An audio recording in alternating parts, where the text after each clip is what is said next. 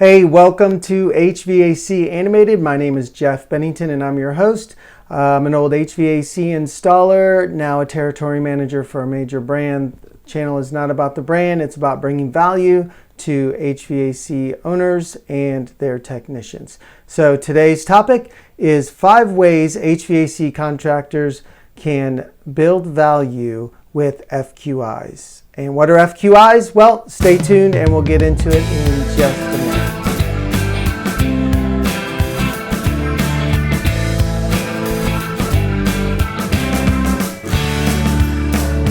Hey, welcome back to HVAC Animated. So, what are FQIs and how can HVAC contractors build value with final quality inspections?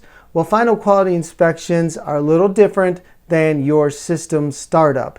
Okay, a final quality inspection is a detailed inspection by a fresh set of eyes. So already you can see there's a difference between system startup by the installers and a final quality inspection. And today I'm going to give you 5 ways that HVAC contractors will benefit and can bring value to their customers and to their company by implementing a policy and a process of final quality inspections after every install.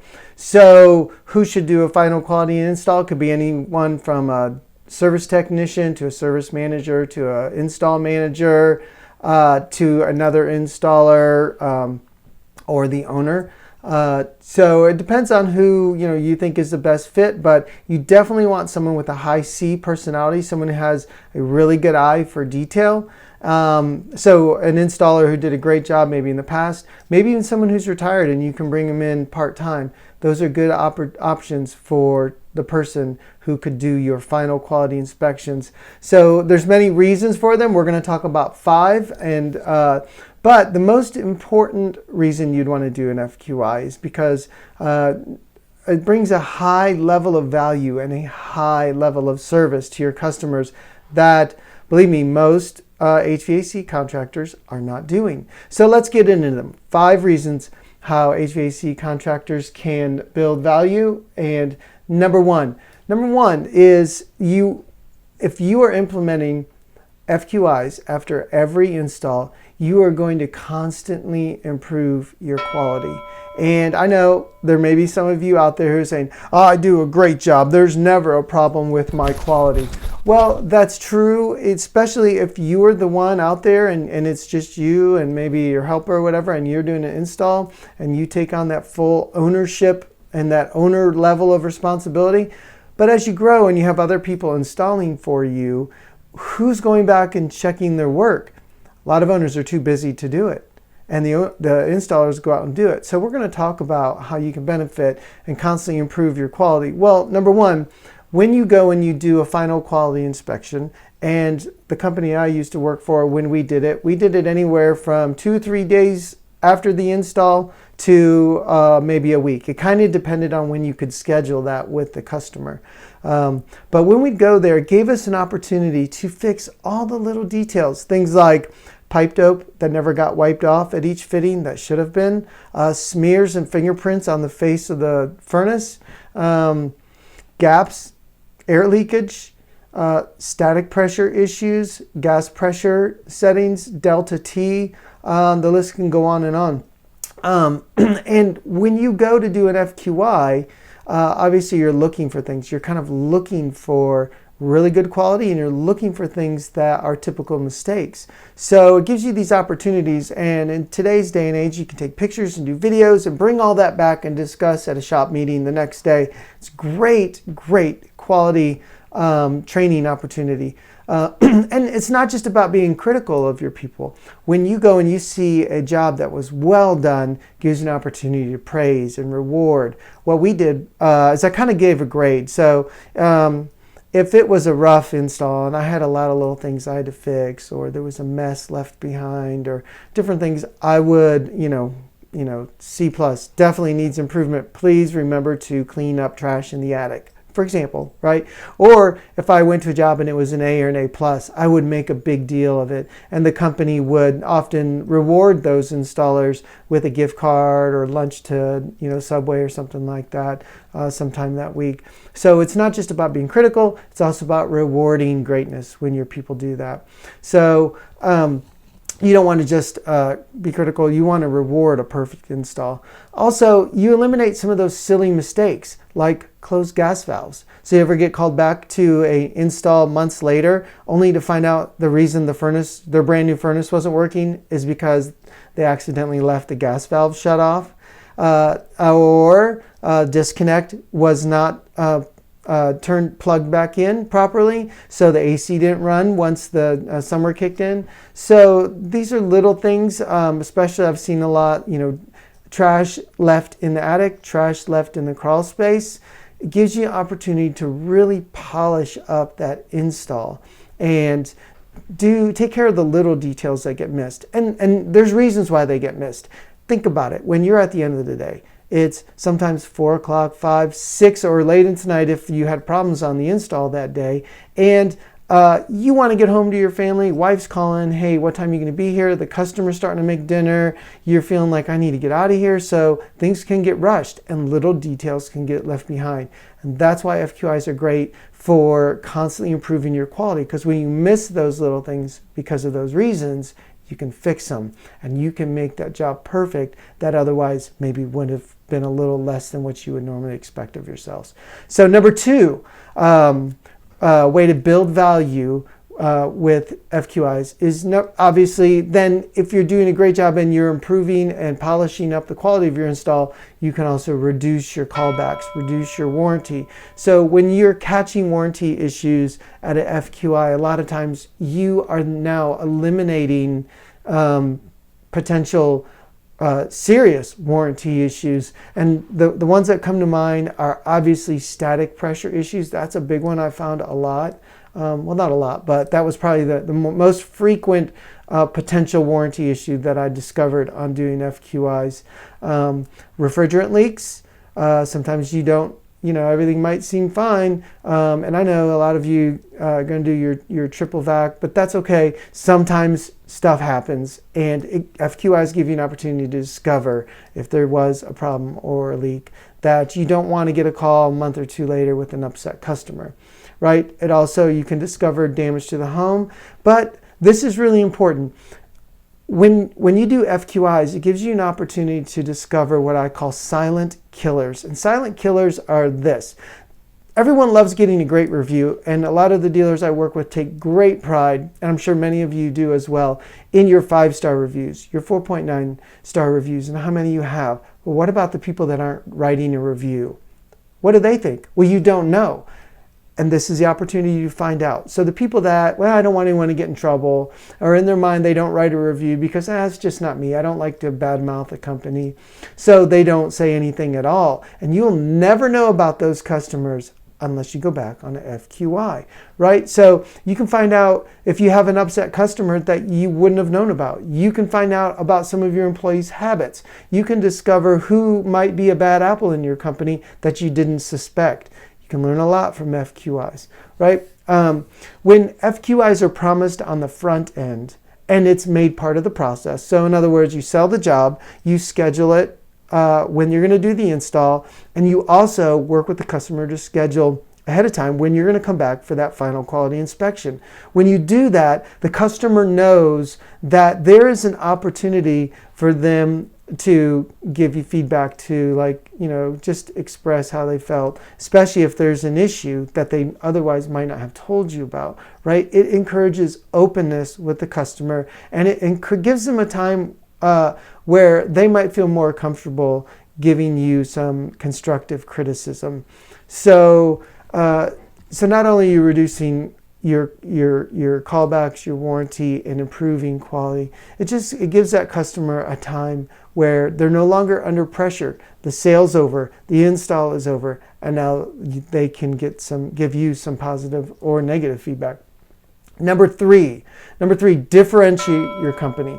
So most people don't do a final quality inspection. They might do a checklist, and that's great. I don't discount system startup checklists. Okay, that's very important. In fact, it's really probably a part of a lot of manufacturers' requirements. If you have compressor issues down the road, they can probably reserve the right to say, hey, well, let's see your data from when you started the system to make sure it's not a problem with the equipment and maybe a problem somewhere else. So no problem with the startup checklist. But a final quality inspection can differentiate your company by, number one, adding value and a high level of service. It shows that you really care. It's not just about the sale. It's not just one and done. You sell the system and you're gone, right? When you come back for a final quality inspection and you invest an hour or two or so into these inspections, it lets that customer know that you're not just about the sale. You're about the service after the sale, which can be a little cliche, but that's real. It's real when you go there. FQIs give you an opportunity to reinforce a lot of things, but one, it gets you to reinforce the importance of reviews, right? Installer's gone, job's done. Let's say they're a customer who would not have otherwise written a review. It gives you an opportunity to say, hey, so how'd we do? What's your feedback? Everything going good? You got, any questions? Did you fill out a review for us on Google? Ah, you did not. Okay, well, can I help you with that? Maybe you have an app that you can text to the customer right then and there to make it easy for them. All right, so it gives you an opportunity to reinforce the importance of reviews. It gives you an opportunity to build value by completing the rebate paperwork. So if you have, some companies do this, some don't, but if you do, that's another value-added service. But it gives you an opportunity. When we with Duke Energy, we had to fill out paperwork that basically proved the efficiency. So everything from details on the charging, details on your delta T, and a whole list of other things, we had to provide that data. And we did that and filled that out, and that was the time where we got those details, was at the FQI, because the installers are gone. They're doing another install. They didn't have time to do that as well on top of everything else they needed to do. So you complete utility rebate paperwork. FQIs also give you time to build value and differentiate your company by reinforcing your values that you care about them. They get you to reinforce the value to the customer that they are your priority. It gets you an opportunity to reinforce to your team the quality culture. So we don't just say we're going to do quality, we're going to follow up on your work. So if your installers know after every install, no matter how long they've been there, someone's going to do it. Someone's going to come and do a final quality inspection and check their work and grade them or whatever. That just reinforces a value to the customer. It builds value in their eyes. And how much are you investing? I've sometimes less than an hour. Maximum I've spent up to 3 hours at a quality FQI that had some issues, and it was a big, full blown. But usually somewhere between 1 and 2 hours, and that's a small investment to invest back into your customer and build that relationship. It ensures quality, and it replaces the happy calls. So some of you may already be doing happy calls, and a final quality is a face-to-face company happy call. So it eliminates happy calls altogether, because that's it. You're closing out the job with a final happy call, basically.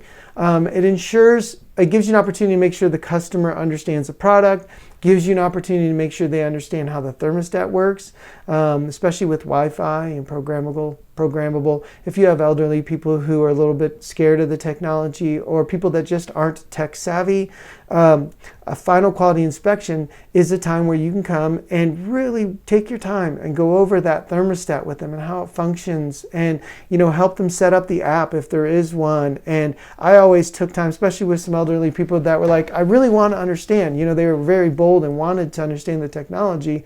And that gave them an opportunity. I would show them and I would repeat it. And sometimes usually I would let them do every step, and until the point where they got comfortable. And that took patience, and it took a little bit of investment. Like, hey, if I got to stay an extra 20 minutes to go over this with you over and over, I have no problem.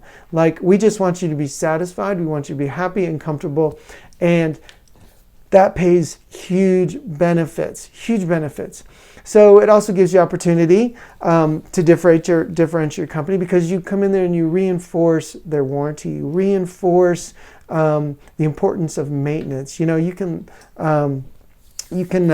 take that time to answer questions that at the front end, when there's a sale and the pressure and what do I do? They didn't want to be in the circumstance to begin with. They didn't want their furnace or air conditioner to break or fail. And here they have to do all this. So there's all this pressure on the front end. But an FQI is there's no pressure on the back end. You're just making sure they're happy and everything's good. And they're even more happy because you're there polishing up all the little details.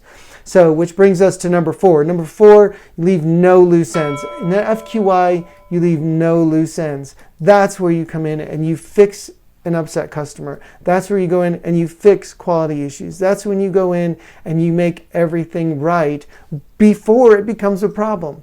So it's kind of like catching problems before they happen. It's like a perfect storm where you come in and you've already told them we're going to come in in a few days and we're going to do a quality inspection. So if there's any issues, any loose ends, we're going to take care of it.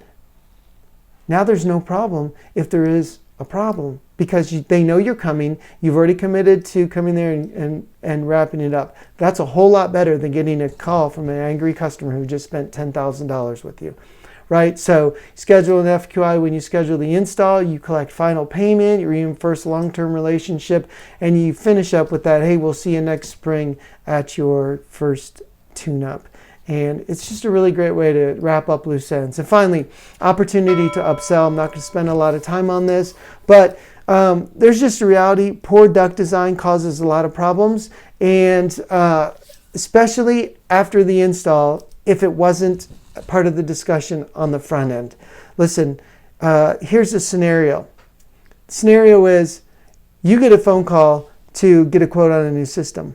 What you don't know is they've been dealing with headaches and problems with their old system and with the company that they used to work for. And what you don't know is maybe there's been heat exchangers gone out, blowers that gone out, and maybe whatever. It's a problem between the customer and the company, poor troubleshooting skills, all kinds of things. History that you don't know about. And here you get a phone call to come out and give them a quote, and you're happy to do that. Oh, you're more than happy to come and give them a free estimate. So you give them a free estimate, you install the new system, and guess what? You just inherited a poor duct design.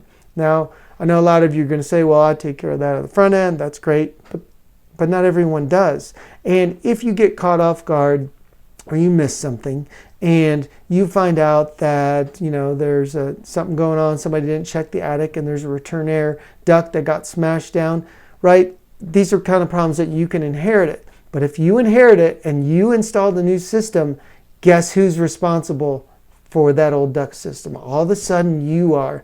And those old problems are now your problems. So if you discuss airflow and the reasons why you do a quality inspection, because you want to make sure that customer system is working well. And I always painted it like this. Your new system is like putting new wine in an old wineskin. A lot of times that can cause problems, right? You can get some leakage when that happens, at least according to the old references to old wine or new wine in an old wineskin. But anyway, the point is that when you come in there and now you're responsible for that duct system, if you discuss it on the front end, you can be the hero when you're like, hey, we've measured your static pressure is real high. And let me just show you something that I always carried with me. When I did my final quality inspections, there were several tools that I had.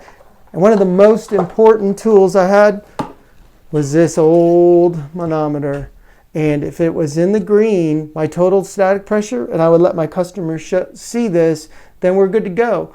But if I got a call, or I'm doing all my checks and measuring everything, and I got 0.8 on the return side, and let's say 0.2, 0.3, which might be more normal on the supply side, guess what? We got a real problem. And when the customer sees they're out of the green, and you've already discussed the potential, it's important for us to measure airflow and static pressure when we put in the new system, because we want to make sure it's working well with your old duct system. This is a great visual. And so the opportunity to sell after the install, you don't really want to.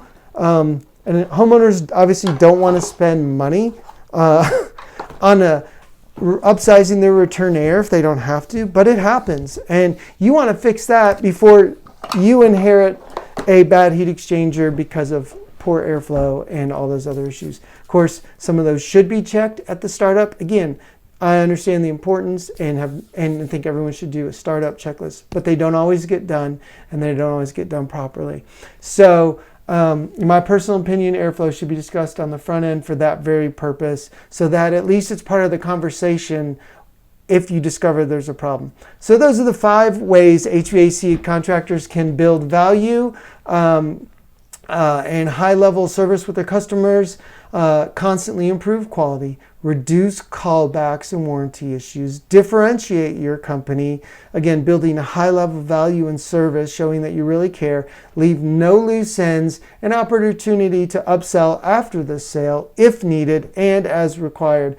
So, hey guys, I appreciate your time today. I know this one was a little long, but this one is kind of near and dear to me because it's really important. So please, if you're doing FQIs, let me know what you're doing. Let me know what works. If you're not, I hope this has encouraged you. I hope it's valuable information. And if you're not, I really encourage you to implement FQIs. And you got comments or questions down there, I'm happy to respond. But a couple things, if you guys liked what you heard today, please subscribe, please hit the like button, please comment. Like, all those things help build the channel. And again, anyway, I hope it was helpful to you, and looking forward to sharing next topic next week on HVAC Animated, and hope you guys have a great week. Thanks for listening.